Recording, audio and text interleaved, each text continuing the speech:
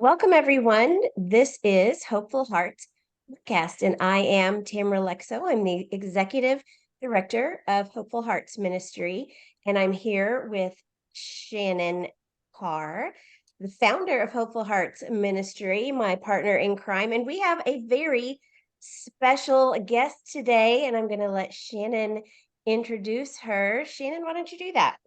Absolutely. I'm really excited that the first guest we have, the very first guest on our podcast, because we keep teasing you guys and saying that we're actually going to bring other people on, could be Patty, my very good friend. I've known her, I don't want to go back probably 20 something years now, right, Patty? Huh?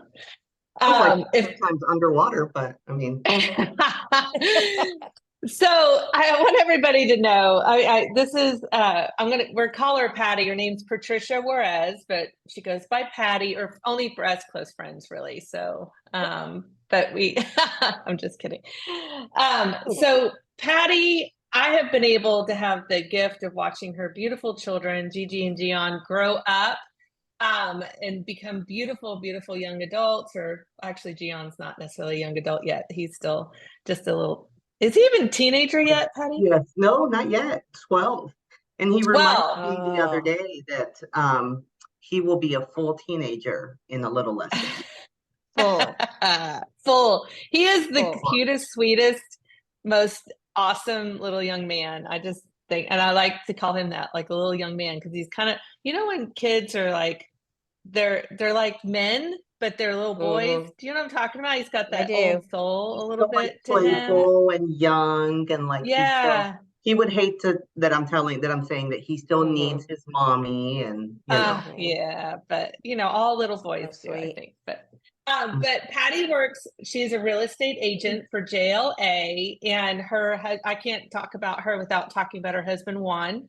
And Juan and Patty have been a big part of my life and a big part of Hopeful Hearts. Both of them, Juan served as our president on the Hopeful Hearts board for a term and a half, or almost like 2 terms, because it was through COVID, and it was like, are you just going to stay on with me? Because I have no idea what's happening.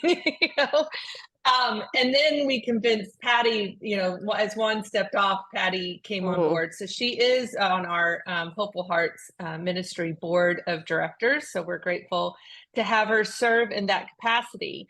But the biggest capacity, and the reason why we have Patty on today, is that, she is a thriver, thriver in many rights. And I want Patty to be able to kind of tell and share her own story.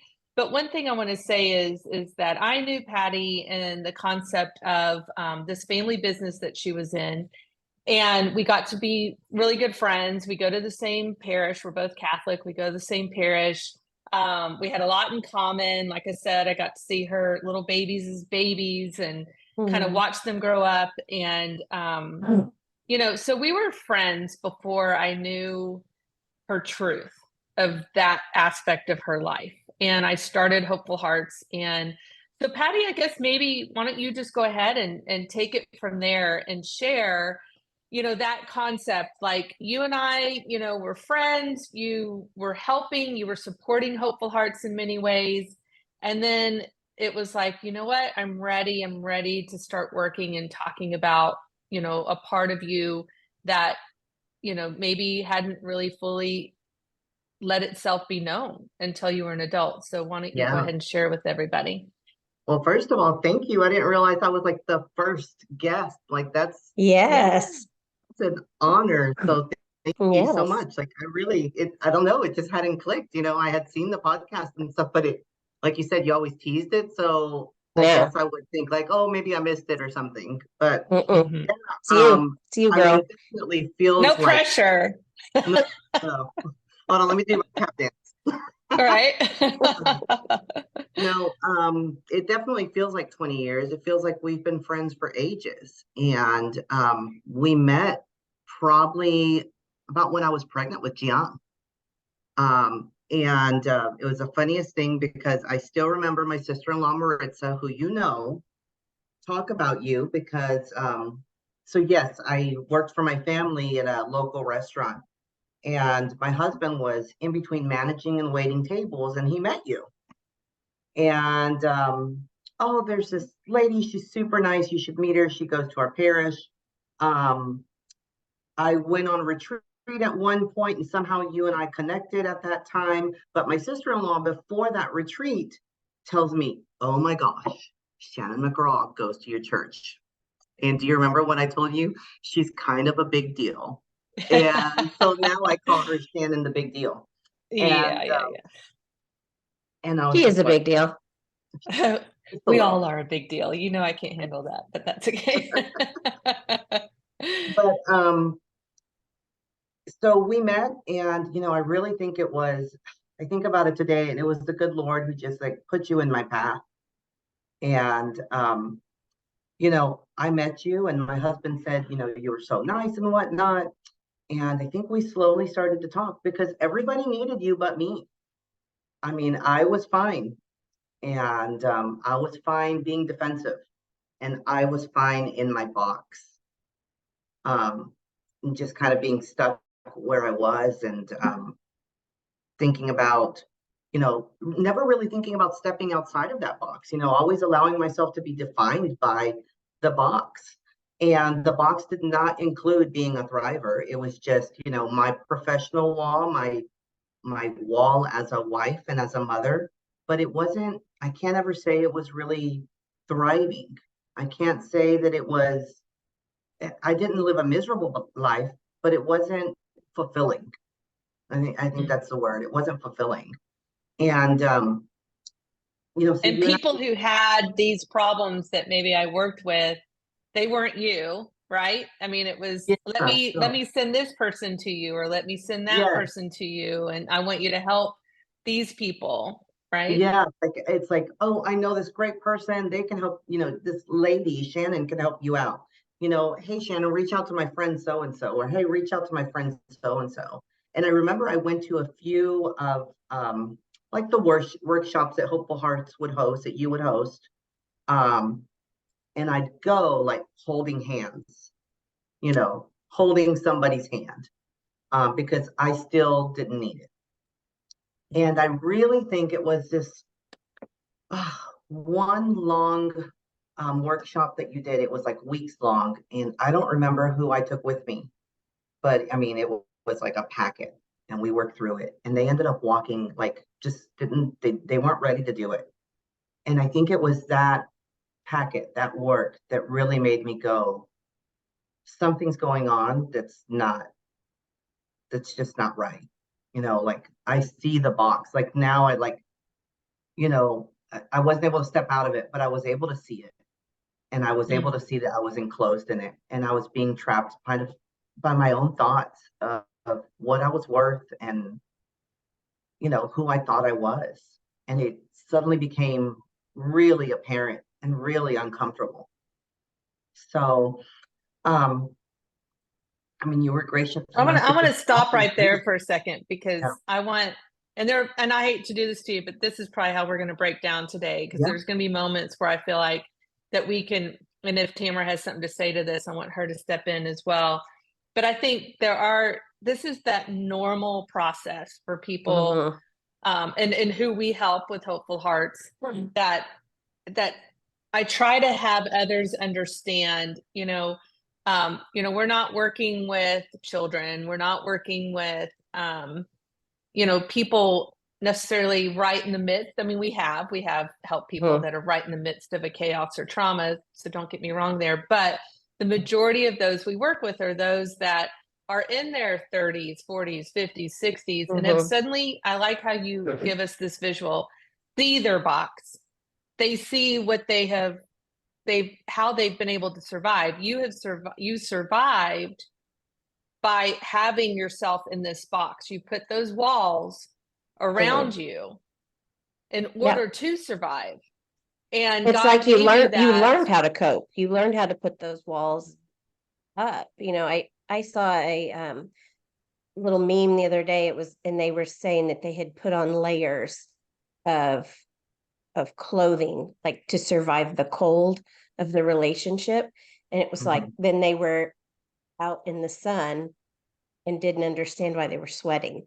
And it was like, oh, I can take those layers off. And that, I mean, that's what I was imagining there with you. It's like you put yourself in that box and you go, no, I'm comfortable here. Because you have to Box put was pretty. yourself in there. I mean, the box was professional. It was a Right. family of entrepreneurs.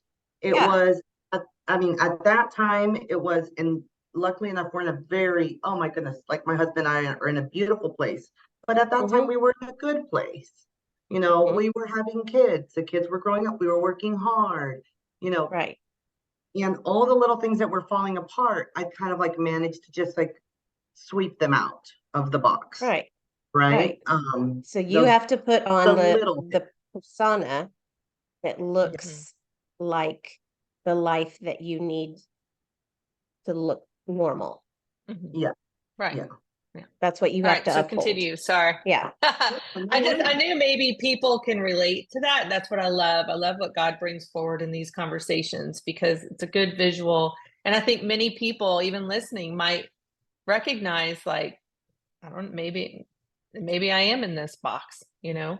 Anyway, so you recognized you were in this box. So continue. Sorry. So I just started doing like little bits of work, you know, a little bit at a time. And over time, it's it's like when that beast wants to come out, like it comes out full force. Like, and all sorts of things come up. And some of them are not pretty. Like, I mean, Shannon was there through the really ugly, you know, and it's amazing how, you know, you think you're going through an issue, but it's not just you. You're definitely not alone in your issues. Like your family definitely feels it. They, I hate to use the word, the phrase, pay the price for what you haven't dealt with, but it's almost that way, right? You know, when you hear the phrase, you know, you carry baggage, like you definitely do, and it comes out in relationships. Mhm. Our baggage comes up, and it got really ugly for a while. Um, and I have always called you my confidant, and you know, you're the person I tell everything to, the good, the bad, the ugly, you know, and we were able to work through that. We did quite a few spiritual, like a lot of spiritual work, because I realized a lot of it was my spirit. A lot of it was realizing who I am in God's eye and learning what I'm worth and learning who I'm the daughter of, right? And giving myself that worth. And that took so much work. I was really fortunate enough at that time. We also got an amazing priest at our parish who is still, oh my goodness, just a family friend, just such a good spiritual advisor. And I love Father Richard so much. Mhm. And we did this thing called an Ignatian prayer, which is similar to what I've done with you as an unbound prayer, right?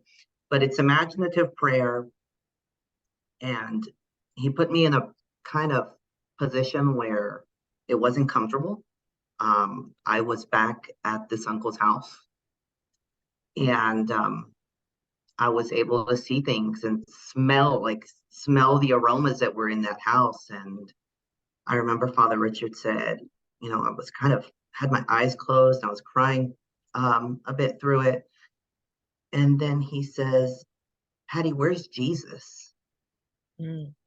And I was able to switch that focus immediately. And I realized at that moment that my focus has been in the wrong place the whole time. My focus always needs to be on Jesus.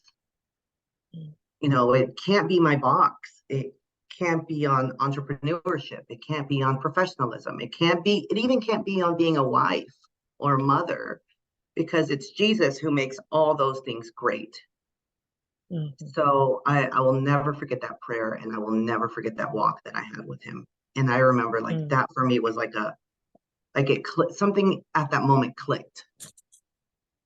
So um So I'm going to pause here then again mhm. before we continue. So now you're revealing that this is a family member, you know, a family member that had caused your initial trauma. I'm sure that there's many traumas, but you're the one that we're discussing here, Yeah. basically. And and as we continue, I want you to kind of go into the thoughts of what just that fact alone, how did that hinder, you moving forward and healing, or, what was kind of, how did it affect, that process and, other aspects of what you had to go through because of it being a family member that was still somewhat active within your life I believe, right? From what I Yeah. recall.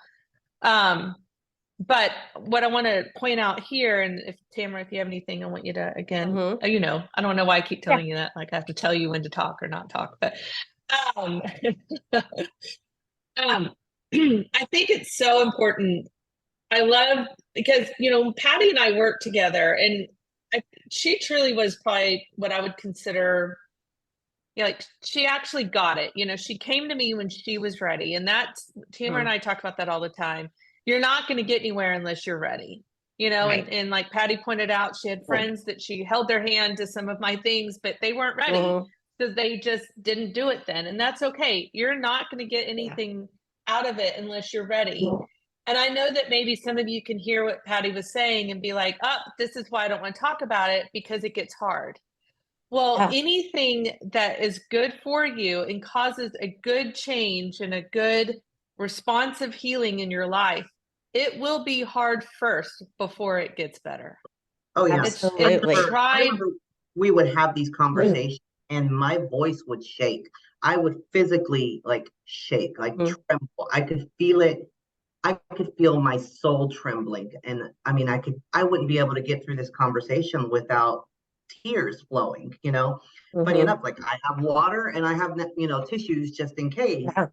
But it comes from a different place today than it did back then. Back then it came from fear, of like what's going to happen. And the truth is that nothing but greatness has happened. I'm really just a different person than I was 12 years ago, My husband and I were talking about this last night because we were talking about a friend of ours that keeps repeating the same cycle over and over and over, and has said that they know they need to do some therapy, but they don't want to because they don't want to deal with the pain of the therapy. And and I was telling my husband, I said, I get that. I get that feeling or that idea, but it's just so much better on the other side. And I told him, I said, do you remember when I first started doing any kind of recovery? Because I was going to this class that was at our church, and it was like on a Sunday night. It was called Grace Groups at the time, and they were like these small groups, and we had to like dig into our past and um do this healing work. And I would come home on Sunday nights, and he would already have the kids in bed. My kids were little. I would come home like tear stained and just be so exhausted. And he would be like, why are you doing this? Like, why are you putting yourself through this? And I'd be like, it's just so good. It's so good. Like, like that was like the first layer of my onion, like peeling off that very first layer of that. And and that was 15 years ago, and I've done so much work since then. But it is hard. The work is hard and it's painful, but it's so much better on the other side. It is so much So better. much better. And the other thing that I appreciate also about Patty and having gone through that process and is, Patty, I think you did embrace that. I mean, and you did it in your own steps, in your own time. It wasn't like you and I met and we had 6 weeks and then suddenly you were better, or that you are where you are today. Yeah. I mean, and I don't want people to hear years and be like, oh my gosh, it's going to take years. And Tamara and I talk about this every time we have a podcast. When we say that, it means you're going at a pace that is good for you. You're Mhm. taking bits and pieces at a time. You Mhm. know, Yep. when Patty and I very first started talking, I don't even think, I mean, the fact that it was an uncle that had done what he had done, I mean, I don't even think that, Yeah. as she said, like it took time before that even came forward, you know? And, Mhm. you know, as Patty goes on to kind of share then her experience of having to talk about it, and then whether or not she shared it with her family and all that, that's another Mhm. step. And that's what I want you to talk about next. But that all comes in kind of stages of healing, because we Mhm. don't want to, I mean, I wouldn't want to send you forward and you not have the boundaries needed, or, you know, what is needed first before putting Right. yourself maybe through more trauma, or Mhm. that kind of thing. But Patty knew what she had to do, you know, like Yeah. Tamara and I are here to help and to guide and, like, you know, offer that support and to be that ear. But we can't hold your hand Mhm. through every single, you know, like Patty had to stumble and fall and, Yeah. you know, go through different things and Mhm. have highs and her lows. And I would be a part of celebrations and a part of listening and going, you know, we get back up again, you know, you never give up. Um, but she knew that, you know, I think, and that's what's empowering to me. And that's what makes you a thriver, is when you recognize it's my choice, it's my healing, it's my journey, and I need to make the decisions, you know, to get to each step. And I think that's what's beautiful. So that's what, Mhm. wrote some notes down about some points I wanted to touch, and that's one of the things I wrote down, like deciding to do things for myself and not my mom or my dad or my sister, deciding that it was, at the end of the day, neither you nor mom, dad, sister could like live my life or feel my feelings, and live with those and sleep with those feelings. I had to do that for me, because they weren't going to walk my walk. They weren't going to raise my kids. They weren't going to live in my box for me, It's you know. huge. So I did, you know, when I was really young, probably about my daughter's age today, um, which is, you know, she's a junior, but I had told my mom, and it was in youth ministry. It kind of came out, and my youth minister pulled me to the side, and you know, we later had a meeting, and I told my mom, and we cried, and maybe cried for another day or two, um, and I think it was that shock of like, I don't know what, you know, what just happened to my family, right? And we touched it, but we didn't dig deep, and maybe I wasn't ready at the time either, and she was in shock about what had happened, and that was it. And I, you know, and I grew up, and that was that, you know. And here I am doing this work with Shannon, and they're kind of looking at me like I'm crazy, you know, because I'm fine, you know, what's wrong with you? um and I remember sitting down with my mom and my sister one day and telling them, you know, I have to fight for that, you know, 5 through 11-year-old, you know, child. And I can't have you do that for me. And this is what happened. And I remember telling my mom everything, everything. I don't think I had ever told her, like even at that time, back when I was a kid or when I was a teen, I hadn't told her everything. Um, and I told her everything this time. And And it always happened in like the weirdest places. It wasn't like, hey, mom, let's meet at home over coffee and discuss this, you know, on the couch. No, it was kind of always like, I'm ready to talk now and we're in the car. Like, let's pull over and talk. You know, it was Yeah. just something like, it was just like, now's the time and now's when I'm brave enough to do it. And I'm sorry, this is happening on my time. Like, this is Mhm. now, Isn't that the and way it you always know, is? yeah. So it's like, sorry. I'm sorry you I enjoyed love that song. it. Now I'm gonna, you know, I love give you it. this. Um, you know, and they just kind of sat there like, okay. And then my sister, who is I call her my built-in best friend because, you know, we're siblings, and she came with the package. And she would have conversations with my parents, or with my mom rather. And she really got it. She really understood it. She was just like, she has to do this for herself, Mom.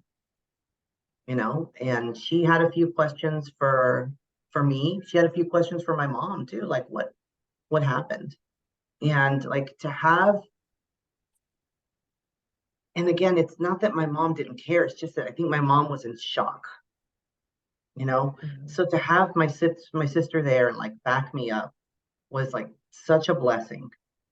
And to have her sometimes tell me that, not necessarily that I need to get over my crap, because I guess that's the way I would put it, but kind of like I need to put my big girl panties on, like, and if we're going to do this, we're going to do this. And to sit there and have her back me up that way has always been like a blessing to me. Like she was always in for the good fight. So, and she still is. That's so good. Every once in a while when we bring it up, she's still there to like, well, come on, let's, when are you going to do something about it? That's So awesome, because you don't always have sibling support like that. No. Yeah.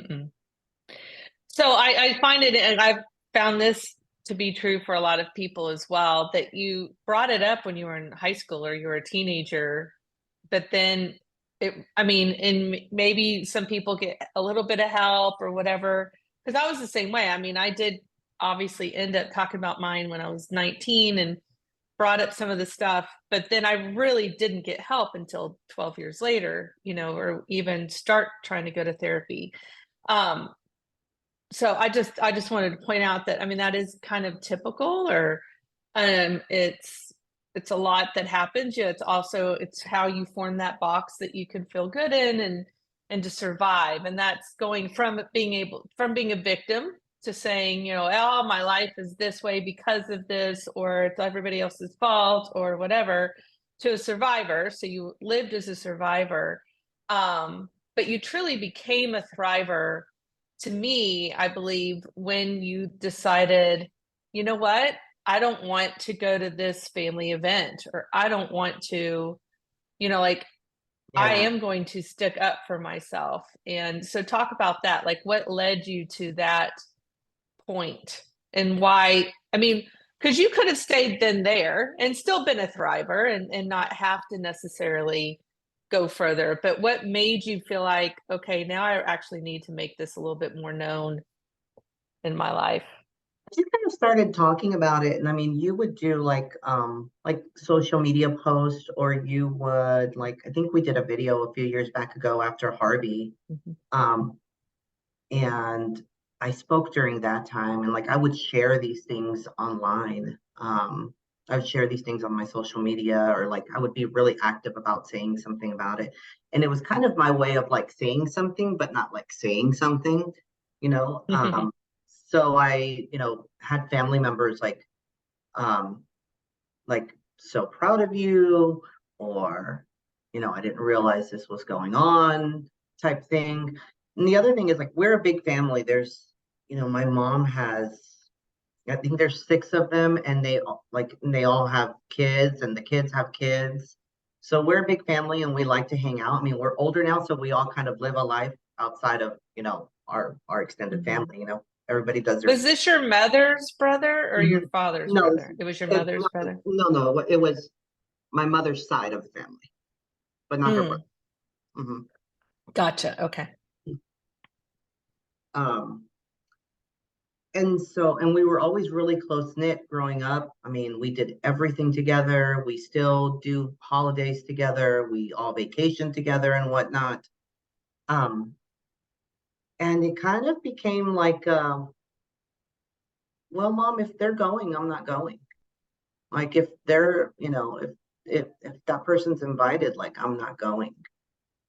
Wow. Yeah, but it's a family event. Well, I'm sorry, Mom, but like my family, which is my husband and my kids, like, we're not going to be a part of that.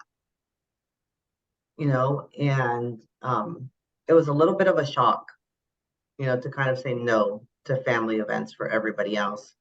But And My she husband- already knew who the person was, right? Mhm. Yeah, Okay.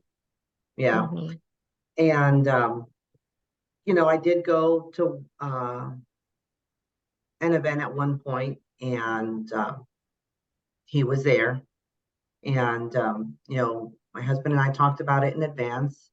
Like, hey, how's this going to feel? What's this going to look like? Type thing. And, what's going to be the dynamic? And,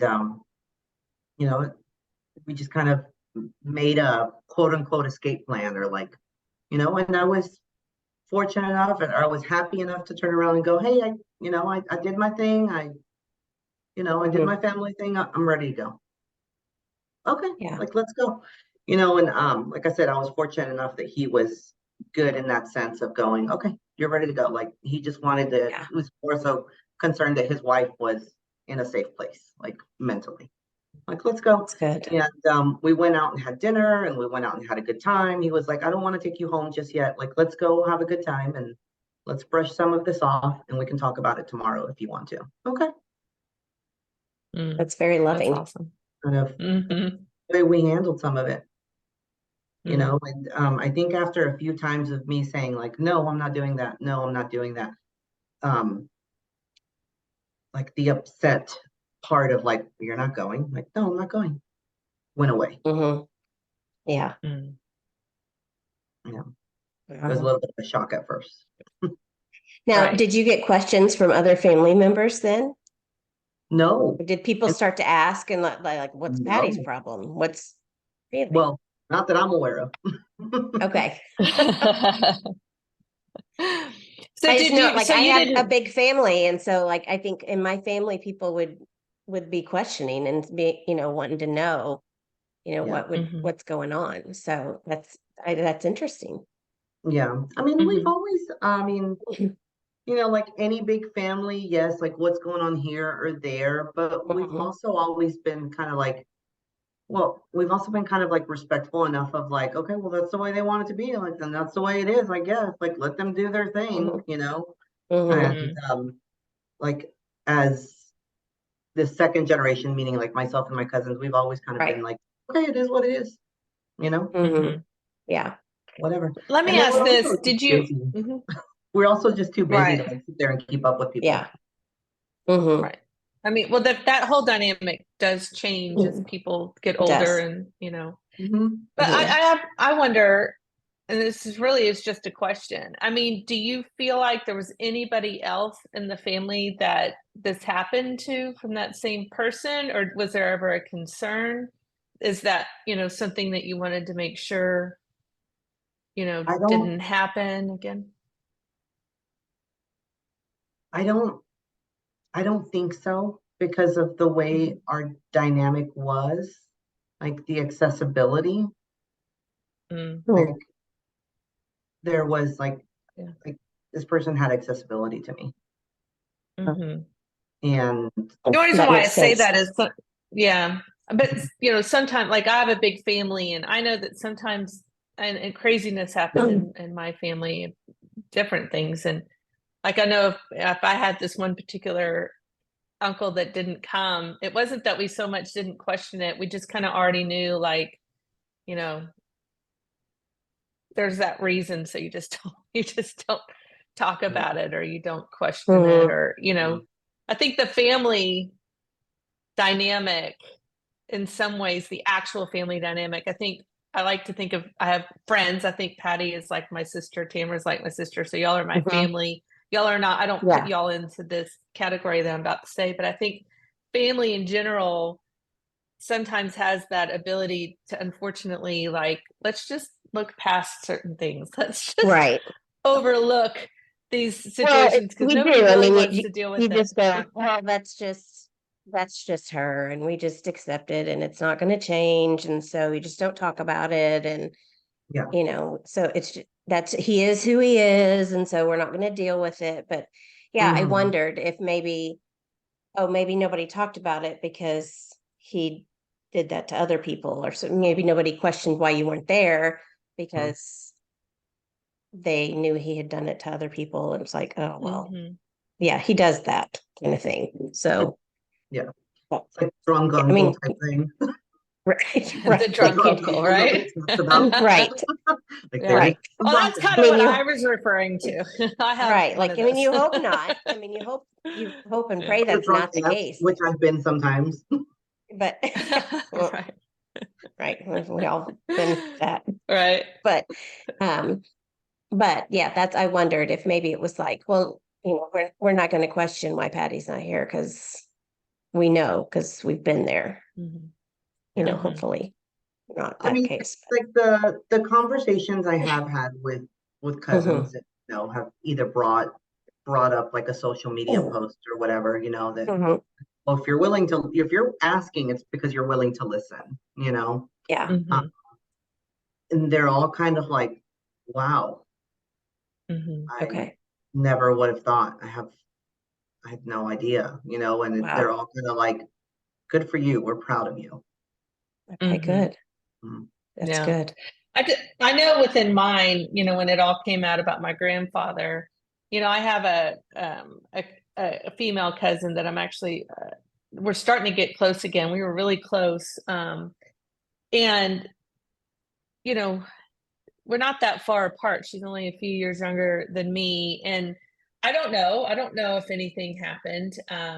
She doesn't necessarily say that she has, you know, any memories of it. But then, different conversations have been leading up to the fact that maybe, but I also don't think she's in a place that wants to go there, and that's fine too. Some people are Mhm, completely fine where they are, and they don't need to go there, or they don't need to bring that. And if it's not bubbling up, if it's not something that's causing them to see a box that they've created or anything like that, then Mhm. okay, we're all in a different place and space, and that's fine.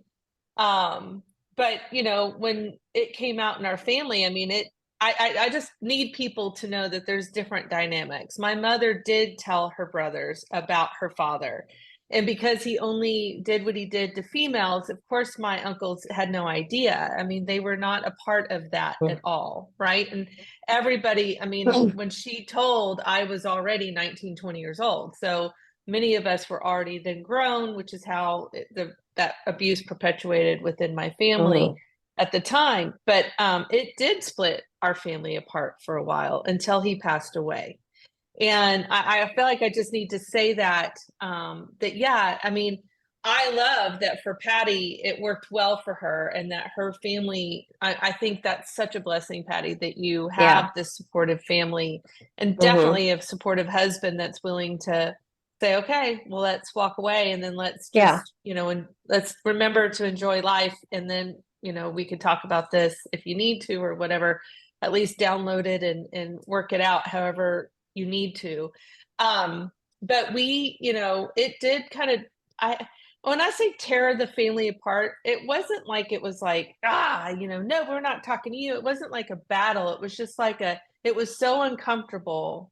It was so shocking. It was something that they had to spend time to really figure out.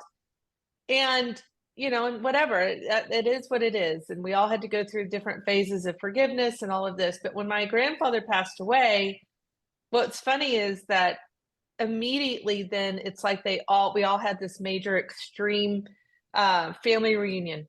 You could And breathe. it was like, yeah. Yeah.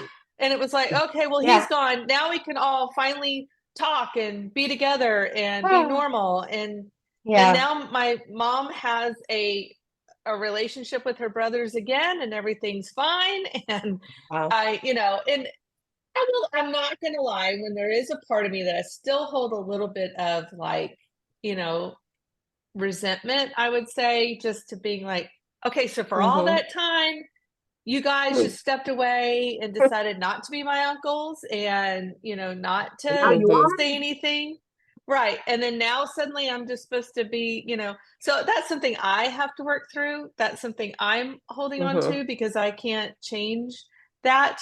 And I have to learn how to forgive. And yeah, you don't forgive Forgive. and forget, but they also have to deal with me, with who I am, the fact that I talk about this, the fact that I, Write books. Right. and they do. Yeah. Right, right. That I write books about it, that Mhm. I, And they do, and they don't shut me up, and they don't, Yeah. nobody comes at me or against me or anything Mhm. like that. So I have to, and I respect their position. And I think that's important too, that we all need to respect each person's position of where they're at and what they can do or handle or whatever, you know? Yeah. I Yeah. remember that being one of the things that you and I talked about a lot, because I remember like when this was all coming out, like towards my family, um, you would always tell me like people aren't going to react the way you expect them to react.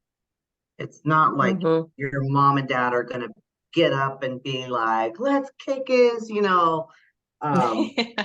type thing, and this whole Right. thing. And I remember and even then, still from time to time, I like get a little upset here and there about, you know, and I guess more than anything, like I said, I was upset for that little girl. Like, why didn't anybody fight for me?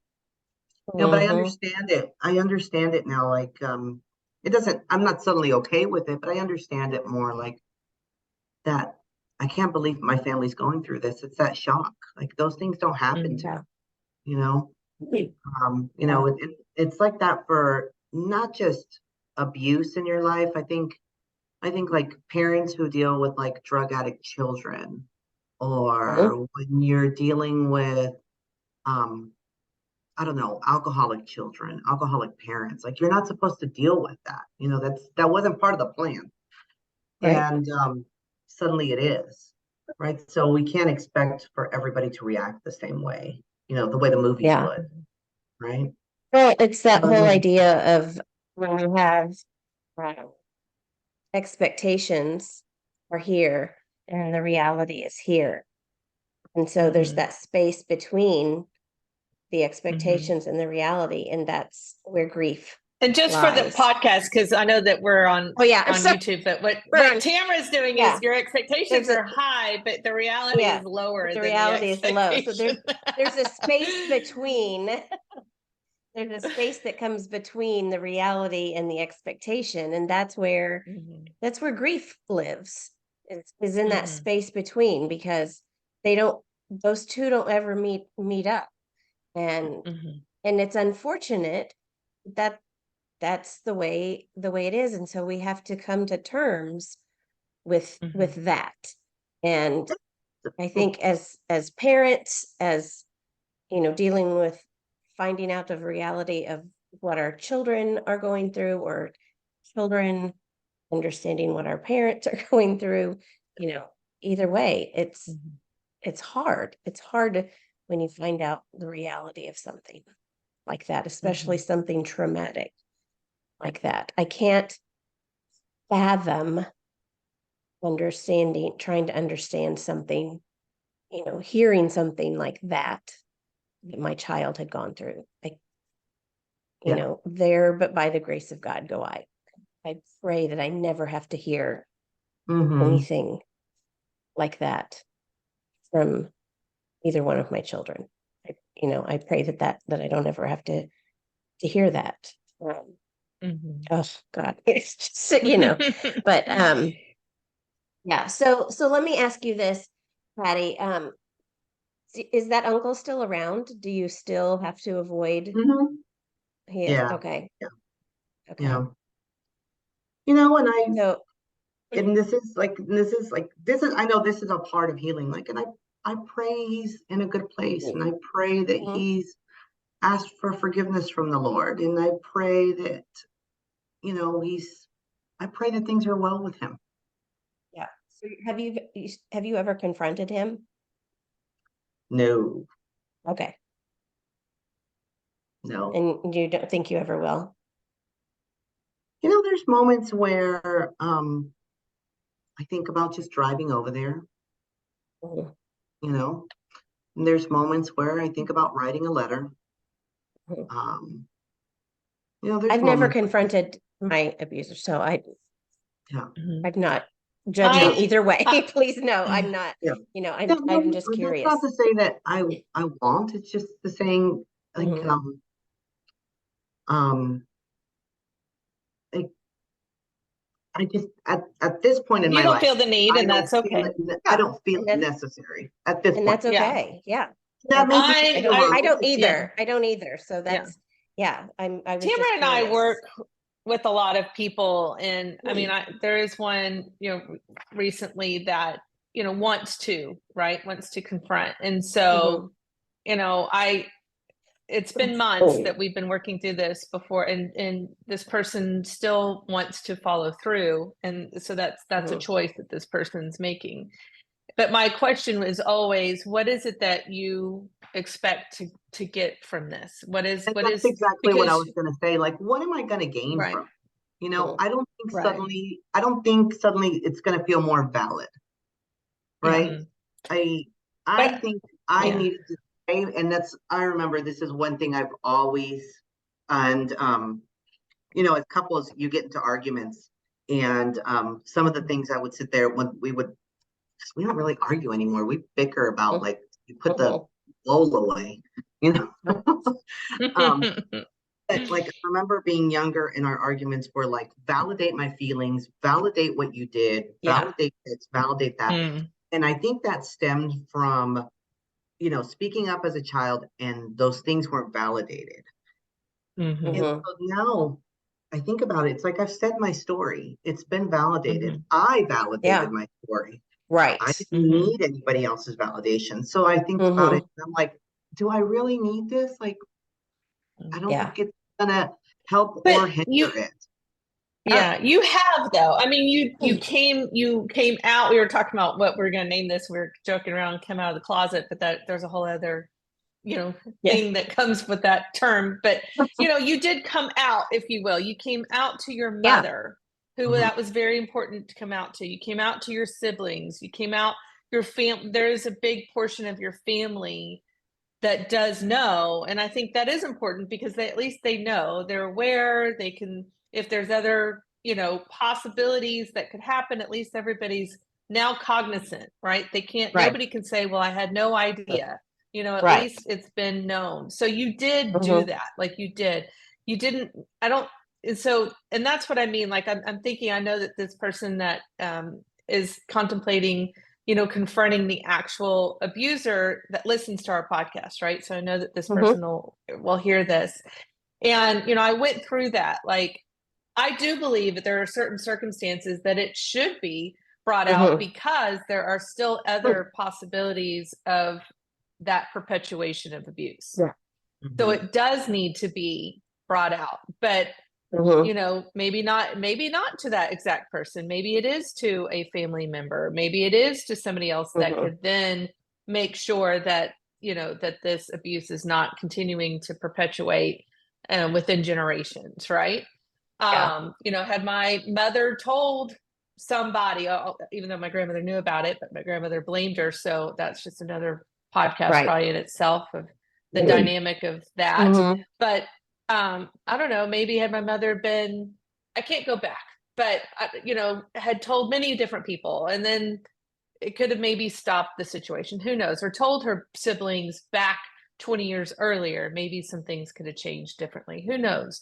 And so that's, to me, it's just always important to go down that path of what is it that you're expecting to receive? Because if your only reason to confront is to get some kind of an apology or even an understanding as to why it happened, I'm going to tell you right now, you will most likely 99% not get either one of those things. Right. You won't. And because this is also, it is a sickness, and I'm not giving them an excuse. I'm just saying it is a sickness, and they're not going to see it the way that you see it. And they're not going to see they maybe be able to see the pain and the hurt that's been caused, and maybe be able to respond to that, but they're not going to give what it is that you expect. So if you feel the need to do it, then you really do need to understand that can't be what I'm needing to come out of this, because then you're only going to walk away with more frustration, more hurt, more sadness, more anger.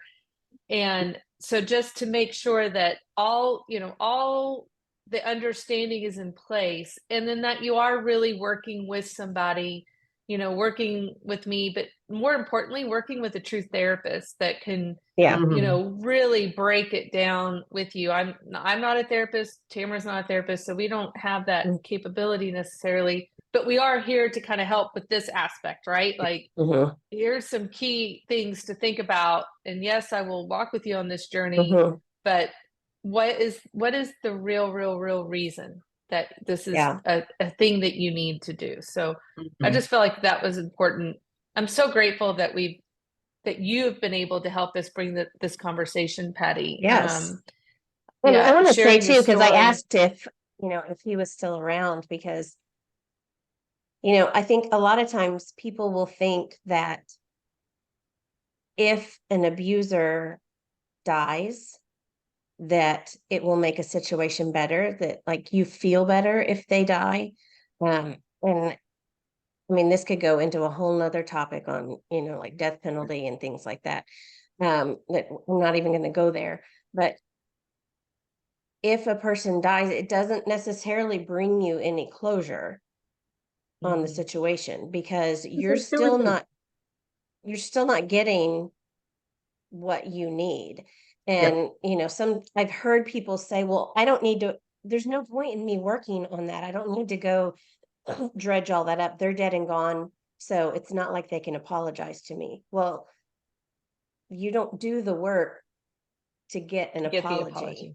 That's not the purpose of it anyway, because even if they're alive, you're probably not going to get the apology. You do the work for you.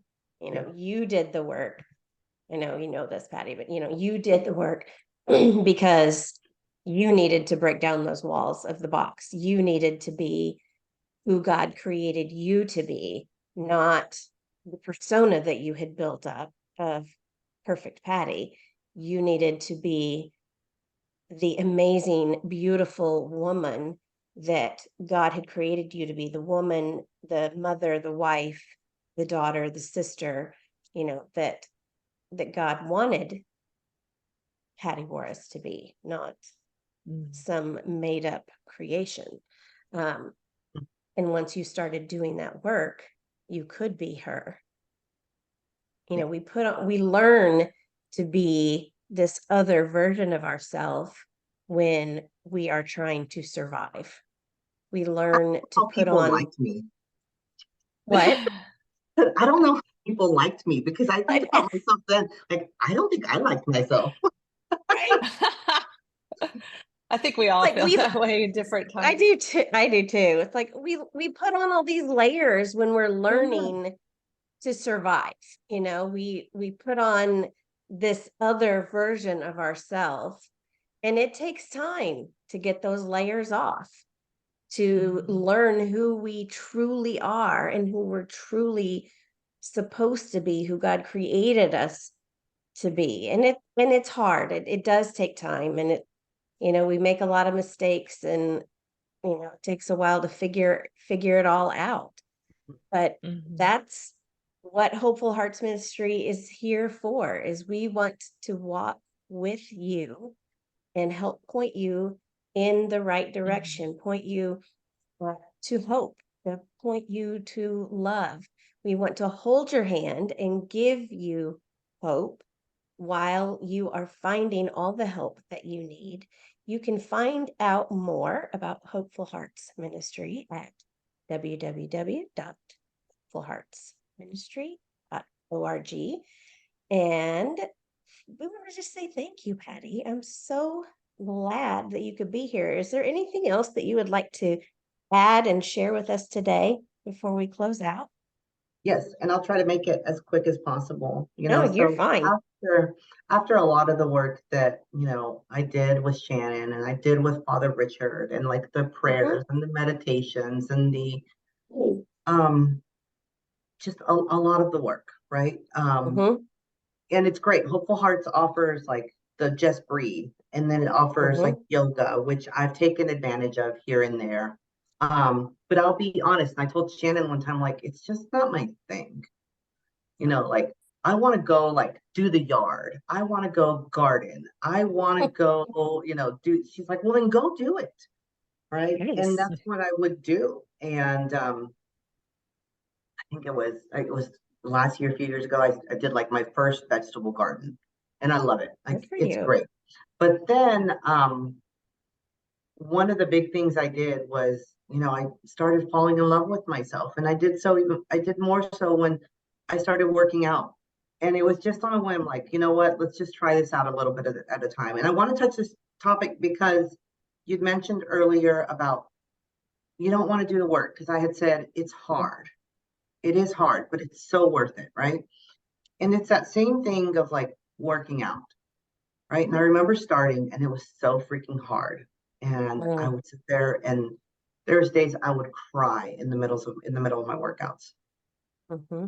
But I started learning who I was and doing this work at home and with Shannon and with Father Richard and working out. And I was falling in love with how strong I was becoming, like both physically and like internally, right? Mm-hmm. And like all those things combined, I am like, I just love who I am today. I love who I'm becoming. Love And it. it's I'm far from done. I'm super excited about like what the next 5 years is going to look like. I now have a business coach, and him and I talk about this, and talking to him gets me excited about, yeah, where the next 5 years, Mm-hmm. the next 5 years is going to look like. That's so awesome, Well, Patty. it's going to be amazing, and I hope I can say this. I am so proud of you. I really am. You have come a long way. You were beautiful to begin, but you just have bloomed from the inside out, and it's been a blessing not only to be your friend and your sister in Christ, but just truly a blessing to join with you on that journey that you continue to go on, and I hope that we'll always be on this together, that I can continue to see all that God's going to be doing in you and through you in these next 5, 10, 20, 30 years, if I live that long. But, You will. We will. You will. Absolutely. Yeah. Oh, I love it. Well, I thank love you, it. Patty. Again, thank you for Yes, joining thank us you for today. being here, sharing your story with us. Thank you all for listening or for watching, if you're watching on YouTube.